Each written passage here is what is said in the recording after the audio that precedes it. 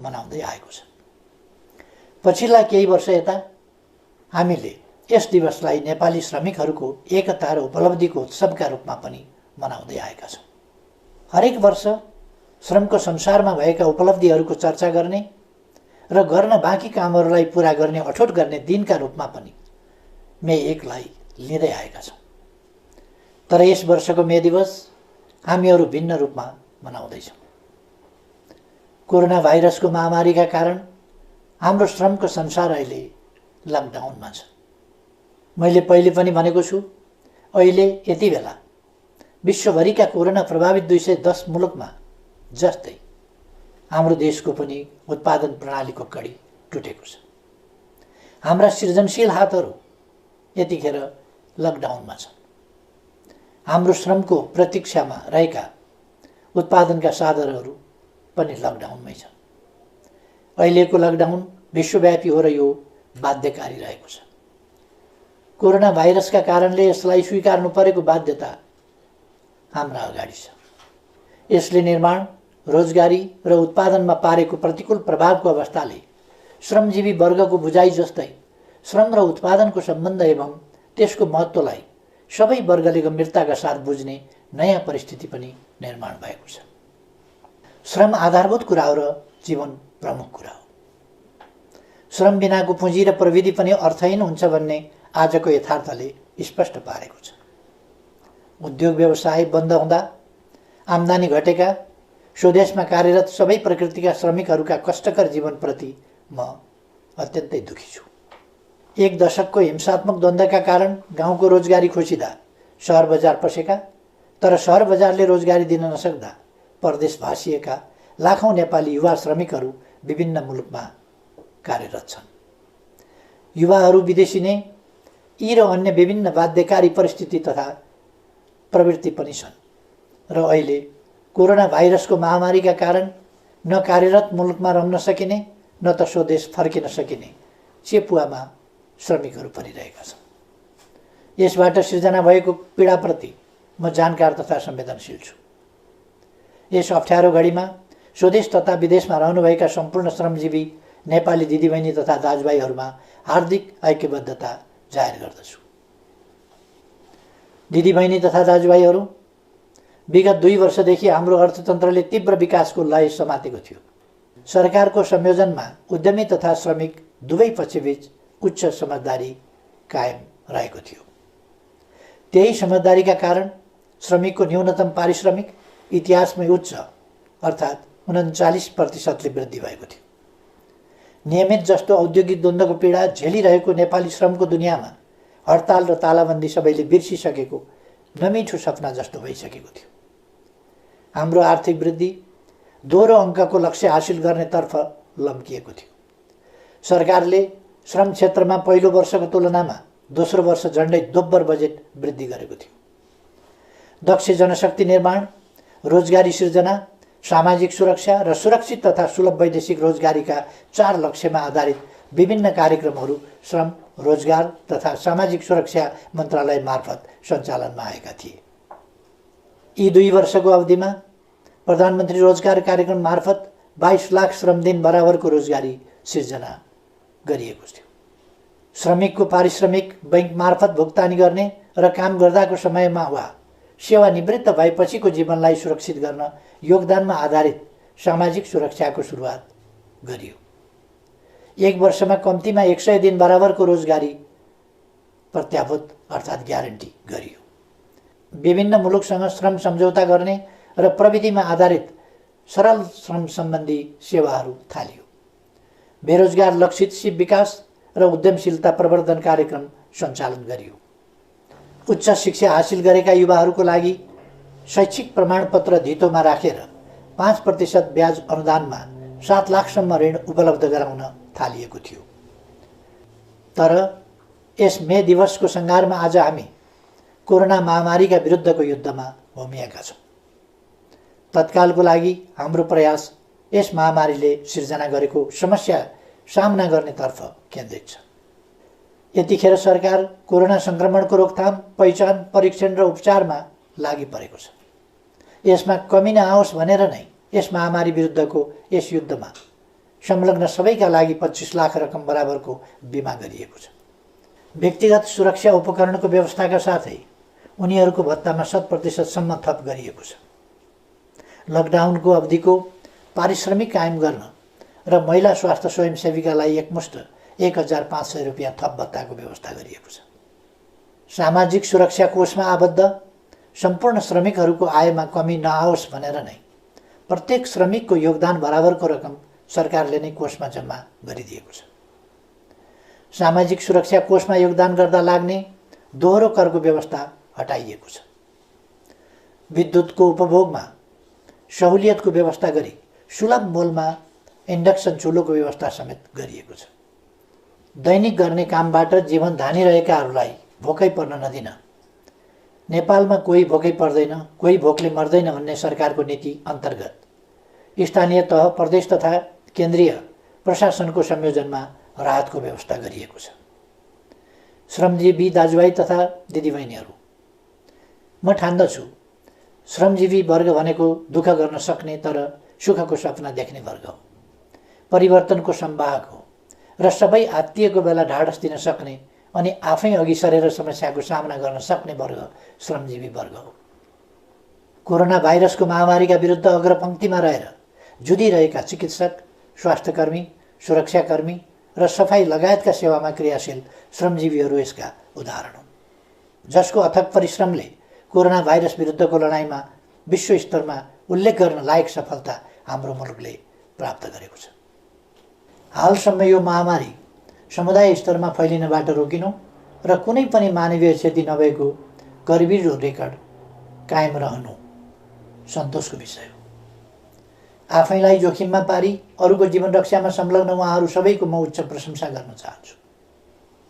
मलाई थाहा छ अवधिको हिसाबले यस वर्ष श्रमिकहरूको न्यूनतम पारिश्रमिक पुनरावलोकन गर्नुपर्ने वर्ष हो, तर तपाईँ हामी सबैलाई थाहा छ अहिले परिस्थितिले हामीलाई साथ दिइरहेको छैन। 8.5% आर्थिक वृद्धिको उच्च आकाङ्क्षाका साथ अघि बढेका हामीहरू 3% वा त्यसभन्दा कमको आर्थिक वृद्धिमा खुम्चिन पो पर्ने हो कि भन्ने अवस्थाले गम्भीर बनेका छौँ। मैले पहिले पनि भनिसकेको छु, हाम्रो जिडिपीको झन्डै 4% यस महामारीका कारण क्षति भइसकेको छ। विश्व स्तरमा तुलनात्मक रूपमा हेर्ने हो भने रोजगारी र अर्थतन्त्रको अहिलेको अवस्था अघिल्लो शताब्दीको महामन्दीमा जस्तै वा त्योभन्दा पनि भयावह हुने आकलन गर्न थालिएको छ। सन् 1930को दशकमा भएको महामन्दीमा काम गर्ने उमेर समूहका कुनै औद्योगिक मुलुकमा 23% र कतिपयमा 33% बेरोजगार भएका थिए। यस महामारी पछिको पहिलो 4 महिनामा नै 20औं शताब्दीको त्यस दशकको भन्दा ज्यादा श्रमजीवीहरू बेरोजगार भइसकेका छन्। महामन्दीको त्यस समयमा सिङ्गो 1 दशकमा कुल गार्हस्थ्य उत्पादनमा जति सङ्कुचन आएको थियो, यस महामारीको पहिलो 4 महिनामा ती विकसित अर्थतन्त्रमा त्यसको झन्डै 3 गुणा बढी सङ्कुचन आएको छ। तर घरमुलीले अनिकालमा पनि परिवारलाई भोकै राख्दैन, रुखो सुखो भरण पोषणको जोगावट गर्छ र व्यवहार चलाउँछ। तपाईँहरूको यस प्रधानमन्त्रीले नेतृत्व गरेको सरकारले पनि उपलब्ध स्रोत र साधनले भ्याएसम्म सुविधाको जोगावट गर्छ। कसरी? अबका हाम्रा सबै प्रयास स्वस्थ नागरिक, सिपयुक्त नागरिक, मर्यादित काम र सामाजिक सुरक्षातर्फ केन्द्रित हुनेछ। भूकम्पपछिको यस दशकलाई हामीले पुनर्निर्माणको दशक बने चाहिँ अबको हाम्रो पहिलो लक्ष्य कोरोनाबाट हाम्रो समाजलाई मुक्त बनाउनु हुनेछ। यसभन्दा अघिल्ला सम्बोधनहरूमा पनि मैले चर्चा गरेको थिएँ, यस महामारीले जनस्वास्थ्यको क्षेत्रमा हाम्रो अभिगत उदाङ्गो पारिदिएको छ। जसरी 20औं शताब्दीको महामन्दीले पुँजीवादी प्रणालीको चरित्र नै फेर्ने गरी अर्थव्यवस्थामा कल्याणकारी आयाम थप्न विकसित मुलुकलाई बाध्य पार्यो, यस महामारीले हामीलाई स्वास्थ्य संरचनामा थप लगानी गर्न प्रेरित गरेको छ। हाम्रो संविधानले ग्यारेन्टी गरे झै स्वस्थ नागरिक निर्माण गर्न स्वास्थ्य बिमा सहितको जनस्वास्थ्यमा र सिपयुक्त नागरिक निर्माणका लागि शिक्षामा लगानी वृद्धि गरिनेछ। आजको लागि स्वास्थ्य, भोलिका लागि शिक्षा अबको हाम्रो दिशा हुनेछ। यस महामारीको प्रभावले आत्मनिर्भर अर्थतन्त्रको महत्त्वलाई पनि अझ बढी स्पष्ट पारेको छ। अबका हाम्रा कदमहरू निश्चय नै त्यस दिशातर्फ सुदृढ ढङ्गले उन्मुख हुनेछ। कोरोना महामारी विरुद्धको लडाइँमा एक हुँदै श्रमिकको रोजगारी, आय र सामाजिक सुरक्षा सुनिश्चित गर्ने दिशातर्फ हाम्रो सम्पूर्ण प्रयास केन्द्रित हुनेछ। सबैभन्दा पहिले टुटेको उत्पादन सम्बन्धको कडीलाई जोड्ने र अवरुद्ध उत्पादन प्रणालीलाई सुचारू गरिनेछ। राहत सुविधा अल्पकालीन उपाय मात्रै हो, सबैलाई काम हाम्रो पहिलो लक्ष्य हुनेछ। श्रमसँग जोडिएकाहरूलाई सामाजिक सुरक्षा प्रणालीमा आबद्ध गरिनेछ। काममा जो छन् उनीहरूका लागि न्यूनतम पारिश्रमिक सुनिश्चित गरिनेछ। काममा संलग्न कसैको पनि आम्दानी रोकिने वा खोसिने स्थिति आउन दिइने छैन। सङ्घ, प्रदेश र स्थानीय तहमा श्रम प्रदान प्रविधि परिचालनको प्रबन्ध गरिनेछ। श्रम र प्रविधिको संयोजन तथा ज्यालासहित जनसहभागिताको विकास मोडेल अवलम्बन गरिनेछ।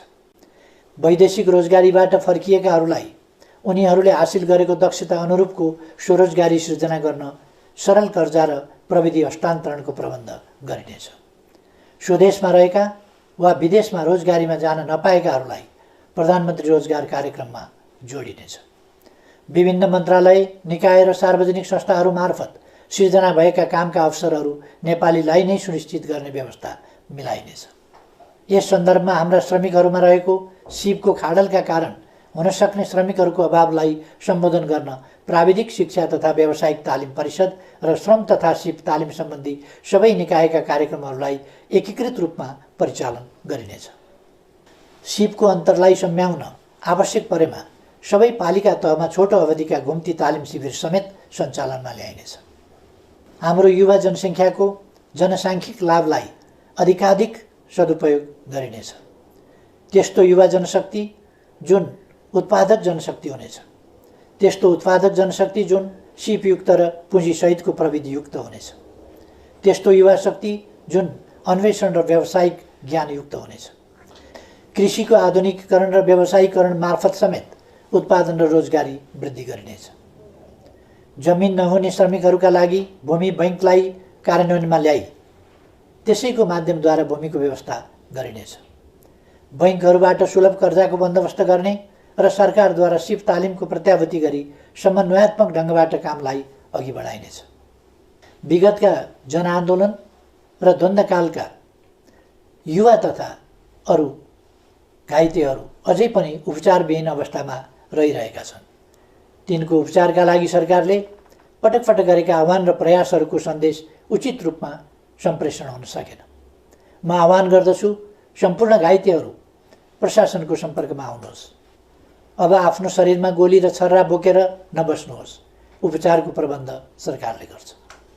यस प्रयासबाट घाइते भई अशक्त अवस्थामा रहेकाहरू पनि निको भएर स्वाभिमानपूर्वक रोजगारीमा फर्कन सक्ने अवस्थाको समेत सिर्जना हुनेछ। दिदीबहिनी तथा दाजुभाइहरू, नेपाली समाजको परिवर्तन र अहिलेको स्थायित्व एवं विकासको परिस्थिति आफै निर्माण भएको होइन। सही विचार र गन्तव्यमा आधारित बलिदानपूर्ण सङ्घर्ष र सचेत प्रयासबाट मात्र यस परिस्थितिको निर्माण भएको हो। आज नेपालका केही सञ्चार माध्यमहरू र सामाजिक सञ्जालहरूमा पनि स्थिरता, स्थायित्व र विकासका विरुद्ध देशलाई अस्थिरतातर्फ धकेल्ने प्रकृतिका प्रयासहरूको समाचार सम्प्रेषण र चर्चा भइरहेको देखिन्छ। एकातिर सम्पूर्ण नेपाली जनता र सिङ्गै विश्व कोरोना महामारीका विरुद्ध लडिरहेको अवस्था छ, अर्कातिर यही अप्ठ्यारो परिस्थितिलाई मौका छोपेर अस्थिरताका त्यस्ता प्रयासहरू गरिनु दुःखद कुरा हो।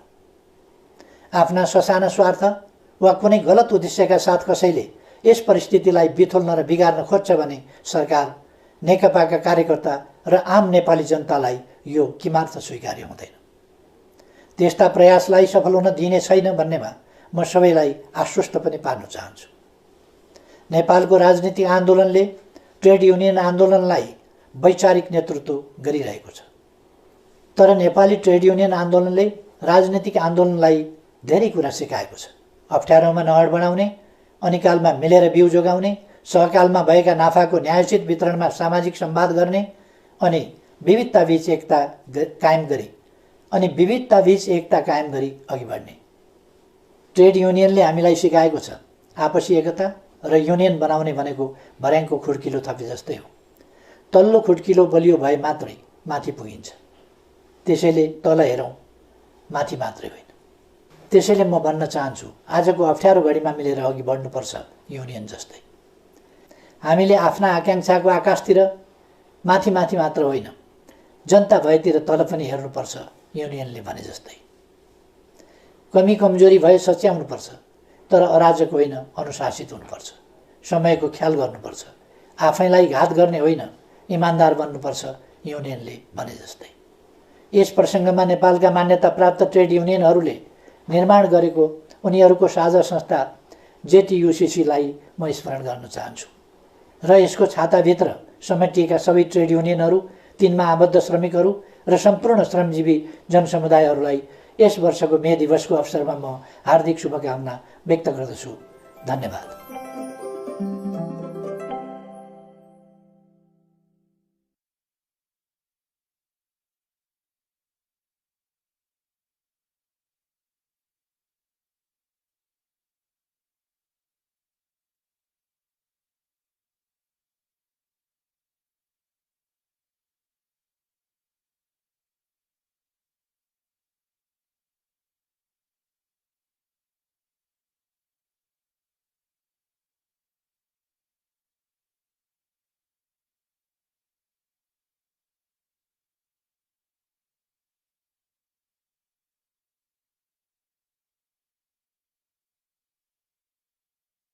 स्वदेश तथा विदेशमा रहनुभएका श्रमजीवी दिदीबहिनी तथा दाजुभाइहरू, मे दिवस 2020 को अवसरमा हार्दिक शुभकामना।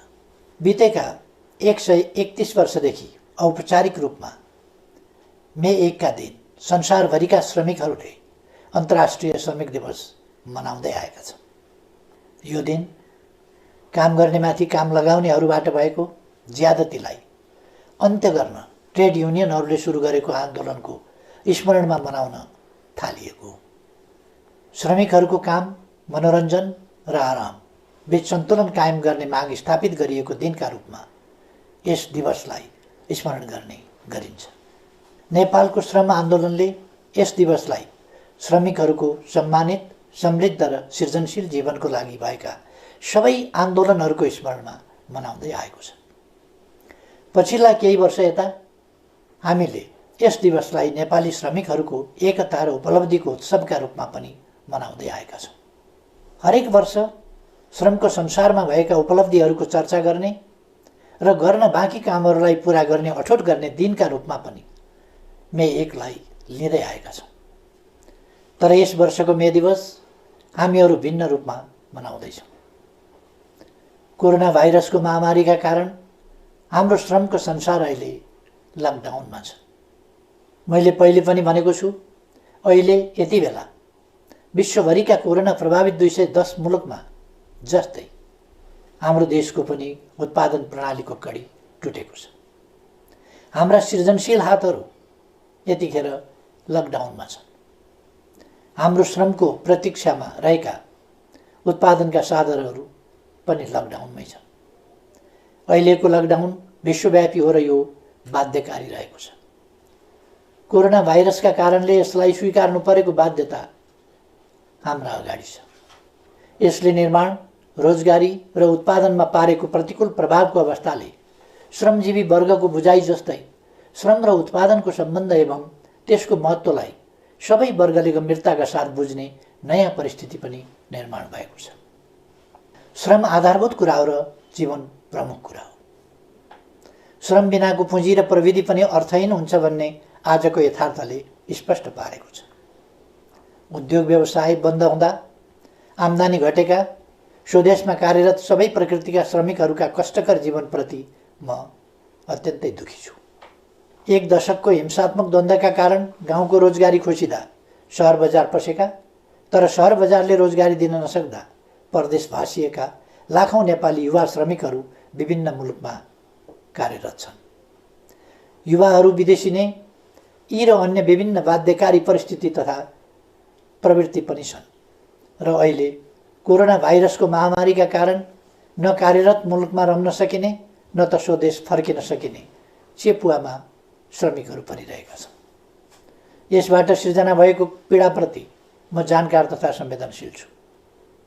यस अप्ठ्यारो घडीमा स्वदेश तथा विदेशमा रहनुभएका सम्पूर्ण श्रमजीवी नेपाली दिदीबहिनी तथा दाजुभाइहरूमा हार्दिक ऐक्यबद्धता जाहेर गर्दछु।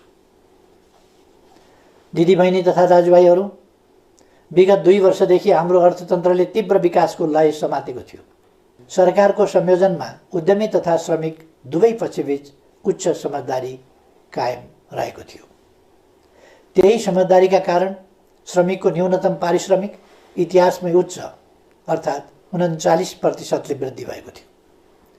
नियमित जस्तो औद्योगिक द्वन्द्वको पीडा झेलिरहेको नेपाली श्रमको दुनियाँमा हडताल र तालाबन्दी सबैले बिर्सिसकेको नमिठो सपना जस्तो भइसकेको थियो। हाम्रो आर्थिक वृद्धि दोहोरो अङ्कको लक्ष्य हासिल गर्नेतर्फ लम्किएको थियो। सरकारले श्रम क्षेत्रमा पहिलो वर्षको तुलनामा दोस्रो वर्ष झन्डै दोब्बर बजेट वृद्धि गरेको थियो। दक्ष जनशक्ति निर्माण, रोजगारी सृजना, सामाजिक सुरक्षा र सुरक्षित तथा सुलभ वैदेशिक रोजगारीका 4 लक्ष्यमा आधारित विभिन्न कार्यक्रमहरू श्रम, रोजगार तथा सामाजिक सुरक्षा मन्त्रालय मार्फत सञ्चालनमा आएका थिए। यी 2 वर्षको अवधिमा प्रधानमन्त्री रोजगार कार्यक्रम मार्फत 22 लाख श्रमदिन बराबरको रोजगारी सिर्जना गरिएको थियो। श्रमिकको पारिश्रमिक बैंक मार्फत भुक्तानी गर्ने र काम गर्दाको समयमा वा सेवानिवृत्त भएपछिको जीवनलाई सुरक्षित गर्न योगदानमा आधारित सामाजिक सुरक्षाको सुरुवात गरियो।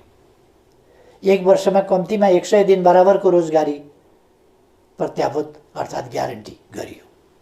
विभिन्न मुलुकसँग श्रम सम्झौता गर्ने र प्रविधिमा आधारित सरल श्रम सम्बन्धी सेवाहरू थालियो। बेरोजगार लक्षित सिप विकास र उद्यमशीलता प्रवर्धन कार्यक्रम सञ्चालन गरियो। उच्च शिक्षा हासिल गरेका युवाहरूको लागि शैक्षिक प्रमाणपत्र धितोमा राखेर 5% ब्याज अनुदानमा 7 लाखसम्म ऋण उपलब्ध गराउन थालिएको थियो। तर यस मे दिवसको सङ्घारमा आज हामी कोरोना महामारीका विरुद्धको युद्धमा होमिएका छौँ। तत्कालको लागि हाम्रो प्रयास यस महामारीले सिर्जना गरेको समस्या सामना गर्नेतर्फ केन्द्रित छ। यतिखेर सरकार कोरोना सङ्क्रमणको रोकथाम, पहिचान, परीक्षण र उपचारमा लागि परेको छ। यसमा कमी नआओस् भनेर नै यस महामारी विरुद्धको यस युद्धमा संलग्न सबैका लागि 25 लाख रकम बराबरको बिमा गरिएको छ। व्यक्तिगत सुरक्षा उपकरणको व्यवस्थाका साथै उनीहरूको भत्तामा 100% सम्म थप गरिएको छ। लकडाउनको अवधिको पारिश्रमिक कायम गर्न र महिला स्वास्थ्य स्वयंसेवीकालाई एकमुष्ट 1500 रुपियाँ थप भत्ताको व्यवस्था गरिएको छ। सामाजिक सुरक्षा कोषमा आबद्ध सम्पूर्ण श्रमिकहरूको आयमा कमी नआओस् भनेर नै प्रत्येक श्रमिकको योगदान बराबरको रकम सरकारले नै कोषमा जम्मा गरिदिएको छ। सामाजिक सुरक्षा कोषमा योगदान गर्दा लाग्ने दोहोरो करको व्यवस्था हटाइएको छ। विद्युतको उपभोगमा सहुलियतको व्यवस्था गरी सुलभ मूल्यमा इन्डक्सन चुलोको व्यवस्था समेत गरिएको छ। दैनिक गर्ने कामबाट जीवन धानिरहेकाहरूलाई भोकै पर्न नदिन, नेपालमा कोही भोकै पर्दैन, कोही भोकले मर्दैन भन्ने सरकारको नीति अन्तर्गत स्थानीय तह, प्रदेश तथा केन्द्रीय प्रशासनको संयोजनमा राहतको व्यवस्था गरिएको छ। श्रमजीवी दाजुभाइ तथा दिदीबहिनीहरू, म ठान्दछु श्रमजीवी वर्ग भनेको दुःख गर्न सक्ने तर सुखको सपना देख्ने वर्ग हो, परिवर्तनको संवाहक हो र सबै आत्तिएको बेला ढाडस दिन सक्ने अनि आफै अघि सरेर समस्याको सामना गर्न सक्ने वर्ग श्रमजीवी वर्ग हो।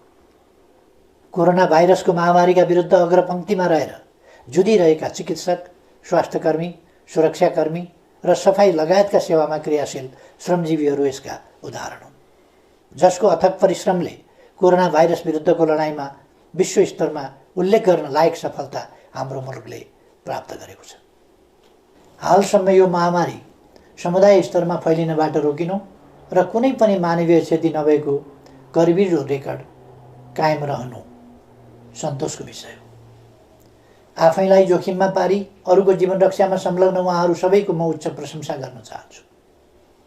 मलाई थाहा छ अवधिको हिसाबले यस वर्ष श्रमिकहरूको न्यूनतम पारिश्रमिक पुनरावलोकन गर्नुपर्ने वर्ष हो, तर तपाईँ हामी सबैलाई थाहा छ अहिले परिस्थितिले हामीलाई साथ दिइरहेको छैन। 8.5% आर्थिक वृद्धिको उच्च आकाङ्क्षाका साथ अघि बढेका हामीहरू 3% वा त्यसभन्दा कमको आर्थिक वृद्धिमा खुम्चिन पो पर्ने हो कि भन्ने अवस्थाले गम्भीर बनेका छौँ। मैले पहिले पनि भनिसकेको छु, हाम्रो जीडीपीको झन्डै 4% यस महामारीका कारण क्षति भइसकेको छ। विश्व स्तरमा तुलनात्मक रूपमा हेर्ने हो भने रोजगारी र अर्थतन्त्रको अहिलेको अवस्था अघिल्लो शताब्दीको महामन्दीमा जस्तै वा त्योभन्दा पनि भयावह हुने आकलन गर्न थालिएको छ। सन् 1930को दशकमा भएको महामन्दीमा काम गर्ने उमेर समूहका कुनै औद्योगिक मुलुकमा 23% र कतिपयमा 33% बेरोजगार भएका थिए। यस महामारी पछिको पहिलो 4 महिनामा नै 20औं शताब्दीको त्यस दशकको भन्दा ज्यादा श्रमजीवीहरू बेरोजगार भइसकेका छन्। महामन्दीको त्यस समयमा सिङ्गो 1 दशकमा कुल गार्हस्थ्य उत्पादनमा जति सङ्कुचन आएको थियो, यस महामारीको पहिलो 4 महिनामा ती विकसित अर्थतन्त्रमा त्यसको झन्डै 3 गुणा बढी सङ्कुचन आएको छ। तर घरमुलीले अनिकालमा पनि परिवारलाई भोकै राख्दैन, रुखोसुखो भरण पोषणको जोगावट गर्छ र व्यवहार चलाउँछ। तपाईहरूको यस प्रधानमन्त्रीले नेतृत्व गरेको सरकारले पनि उपलब्ध स्रोत र साधनले भ्याएसम्म सुविधाको जोगावट गर्छ। कसरी? अबका हाम्रा सबै प्रयास स्वस्थ नागरिक, सिपयुक्त नागरिक, मर्यादित काम र सामाजिक सुरक्षातर्फ केन्द्रित हुनेछ। भूकम्पपछिको यस दशकलाई हामीले पुनर्निर्माणको दशक बने चाहिँ अबको हाम्रो पहिलो लक्ष्य कोरोनाबाट हाम्रो समाजलाई मुक्त बनाउनु हुनेछ। यसभन्दा अघिल्ला सम्बोधनहरूमा पनि मैले चर्चा गरेको थिएँ। यस महामारीले जनस्वास्थ्यको क्षेत्रमा हाम्रो अभिगत उदाङ्गो पारिदिएको छ। जसरी 20औं शताब्दीको महामन्दीले पुँजीवादी प्रणालीको चरित्र नै फेर्ने गरी अर्थव्यवस्थामा कल्याणकारी आयाम थप्न विकसित मुलुकलाई बाध्य पार्यो, यस महामारीले हामीलाई स्वास्थ्य संरचनामा थप लगानी गर्न प्रेरित गरेको छ। हाम्रो संविधानले ग्यारेन्टी गरे झै स्वस्थ नागरिक निर्माण गर्न स्वास्थ्य बिमा सहितको जनस्वास्थ्यमा र सिपयुक्त नागरिक निर्माणका लागि शिक्षामा लगानी वृद्धि गरिनेछ। आजको लागि स्वास्थ्य, भोलिका लागि शिक्षा अबको हाम्रो दिशा हुनेछ। यस महामारीको प्रभावले आत्मनिर्भर अर्थतन्त्रको महत्त्वलाई पनि अझ बढी स्पष्ट पारेको छ। अबका हाम्रा कदमहरू निश्चय नै त्यस दिशातर्फ सुदृढ ढङ्गले उन्मुख हुनेछ। कोरोना महामारी विरुद्धको लडाइँमा एक हुँदै श्रमिकको रोजगारी, आय र सामाजिक सुरक्षा सुनिश्चित गर्ने दिशातर्फ हाम्रो सम्पूर्ण प्रयास केन्द्रित हुनेछ। सबैभन्दा पहिले टुटेको उत्पादन सम्बन्धको कडीलाई जोड्ने र अवरुद्ध उत्पादन प्रणालीलाई सुचारू गरिनेछ। राहत सुविधा अल्पकालीन उपाय मात्रै हो, सबैलाई काम हाम्रो पहिलो लक्ष्य हुनेछ। श्रमसँग जोडिएकाहरूलाई सामाजिक सुरक्षा प्रणालीमा आबद्ध गरिनेछ। काममा जो छन् उनीहरूका लागि न्यूनतम पारिश्रमिक सुनिश्चित गरिनेछ। काममा संलग्न कसैको पनि आम्दानी रोकिने वा खोसिने स्थिति आउन दिइने छैन। सङ्घ, प्रदेश र स्थानीय तहमा श्रम प्रदान प्रविधि परिचालनको प्रबन्ध गरिनेछ। श्रम र प्रविधिको संयोजन तथा ज्यालासहित जनसहभागिताको विकास मोडेल अवलम्बन गरिनेछ। वैदेशिक रोजगारीबाट फर्किएकाहरूलाई उनीहरूले हासिल गरेको दक्षता अनुरूपको स्वरोजगारी सृजना गर्न सरल कर्जा र प्रविधि हस्तान्तरणको प्रबन्ध गरिनेछ। स्वदेशमा रहेका वा विदेशमा रोजगारीमा जान नपाएकाहरूलाई प्रधानमन्त्री रोजगार कार्यक्रममा जोडिनेछ। विभिन्न मन्त्रालय, निकाय र सार्वजनिक संस्थाहरू मार्फत सिर्जना भएका कामका अवसरहरू नेपालीलाई नै सुनिश्चित गर्ने व्यवस्था मिलाइनेछ।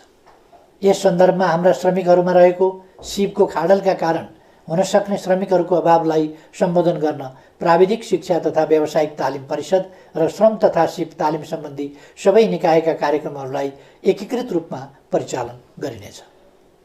सिपको अन्तरलाई सम्याउन आवश्यक परेमा सबै पालिका तहमा छोटो अवधिका घुम्ती तालिम शिविर समेत सञ्चालनमा ल्याइनेछ। हाम्रो युवा जनसङ्ख्याको जनसाङ्ख्यिक लाभलाई अधिकाधिक सदुपयोग गरिनेछ। त्यस्तो युवा जनशक्ति जुन उत्पादक जनशक्ति हुनेछ, त्यस्तो उत्पादक जनशक्ति जुन सिपयुक्त र पुँजीसहितको प्रविधियुक्त हुनेछ, त्यस्तो युवा शक्ति जुन अन्वेषण र व्यावसायिक ज्ञानयुक्त हुनेछ। कृषिको आधुनिकीकरण र व्यावसायीकरण मार्फत समेत उत्पादन र रोजगारी वृद्धि गरिनेछ। जमिन नहुने श्रमिकहरूका लागि भूमि बैङ्कलाई कार्यान्वयनमा ल्याई त्यसैको माध्यमद्वारा भूमिको व्यवस्था गरिनेछ। बैङ्कहरूबाट सुलभ कर्जाको बन्दोबस्त गर्ने र सरकारद्वारा सिप तालिमको प्रत्याभूति गरी समन्वयात्मक ढङ्गबाट कामलाई अघि बढाइनेछ। विगतका जनआन्दोलन र द्वन्द्वकालका युवा तथा अरू घाइतेहरू अझै पनि उपचारविहीन अवस्थामा रहिरहेका छन्। तिनको उपचारका लागि सरकारले पटक पटक गरेका आह्वान र प्रयासहरूको सन्देश उचित रूपमा सम्प्रेषण हुन सकेन। म आह्वान गर्दछु सम्पूर्ण घाइतेहरू प्रशासनको सम्पर्कमा आउनुहोस्। अब आफ्नो शरीरमा गोली र छर्रा बोकेर नबस्नुहोस्। उपचारको प्रबन्ध सरकारले गर्छ। यस प्रयासबाट घाइते भई अशक्त अवस्थामा रहेकाहरू पनि निको भएर स्वाभिमानपूर्वक रोजगारीमा फर्कन सक्ने अवस्थाको समेत सिर्जना हुनेछ। दिदीबहिनी तथा दाजुभाइहरू, नेपाली समाजको परिवर्तन र अहिलेको स्थायित्व एवं विकासको परिस्थिति आफै निर्माण भएको होइन। सही विचार र गन्तव्यमा आधारित बलिदानपूर्ण सङ्घर्ष र सचेत प्रयासबाट मात्र यस परिस्थितिको निर्माण भएको हो। आज नेपालका केही सञ्चार माध्यमहरू र सामाजिक सञ्जालहरूमा पनि स्थिरता, स्थायित्व र विकासका विरुद्ध देशलाई अस्थिरतातर्फ धकेल्ने प्रकृतिका प्रयासहरूको समाचार सम्प्रेषण र चर्चा भइरहेको देखिन्छ। एकातिर सम्पूर्ण नेपाली जनता र सिङ्गै विश्व कोरोना महामारीका विरुद्ध लडिरहेको अवस्था छ। अर्कातिर यही अप्ठ्यारो परिस्थितिलाई मौका छोपेर अस्थिरताका त्यस्ता प्रयासहरू गरिनु दुःखद कुरा हो। आफ्ना ससाना स्वार्थ वा कुनै गलत उद्देश्यका साथ कसैले यस परिस्थितिलाई बिथोल्न र बिगार्न खोज्छ भने सरकार, नेकपाका कार्यकर्ता र आम नेपाली जनतालाई यो किमार्थ स्वीकार्य हुँदैन। त्यस्ता प्रयासलाई सफल हुन दिइने छैन भन्नेमा म सबैलाई आश्वस्त पनि पार्न चाहन्छु। नेपालको राजनीतिक आन्दोलनले ट्रेड युनियन आन्दोलनलाई वैचारिक नेतृत्व गरिरहेको छ। तर नेपाली ट्रेड युनियन आन्दोलनले राजनीतिक आन्दोलनलाई धेरै कुरा सिकाएको छ। अप्ठ्यारोमा नहड बनाउने, अनिकालमा मिलेर बिउ जोगाउने, सहकालमा भएका नाफाको न्यायोचित वितरणमा सामाजिक संवाद गर्ने अनि विविधताबीच एकता कायम गरी अघि बढ्ने। ट्रेड युनियनले हामीलाई सिकाएको छ आपसी एकता र युनियन बनाउने भनेको भर्याङको खुड्किलो थपे जस्तै हो। तल्लो खुड्किलो बलियो भए मात्रै माथि पुगिन्छ। त्यसैले तल हेरौँ, माथि मात्रै होइन। त्यसैले म भन्न चाहन्छु, आजको अप्ठ्यारो घडीमा मिलेर अघि बढ्नुपर्छ युनियन जस्तै। हामीले आफ्ना आकाङ्क्षाको आकाशतिर माथि मात्र होइन, जनता भएतिर तल पनि हेर्नुपर्छ युनियनले भने जस्तै। कमी कमजोरी भए सच्याउनुपर्छ, तर अराजक होइन, अनुशासित हुनुपर्छ। समयको ख्याल गर्नुपर्छ, आफैलाई घात गर्ने होइन, इमान्दार बन्नुपर्छ युनियनले भने जस्तै। यस प्रसङ्गमा नेपालका मान्यता प्राप्त ट्रेड युनियनहरूले निर्माण गरेको उनीहरूको साझा संस्था जेटियुसीलाई म स्मरण गर्न चाहन्छु र यसको छाताभित्र समेटिएका सबै ट्रेड युनियनहरू, तिनमा आबद्ध श्रमिकहरू र सम्पूर्ण श्रमजीवी जनसमुदायहरूलाई यस वर्षको मे दिवसको अवसरमा म हार्दिक शुभकामना व्यक्त गर्दछु। धन्यवाद।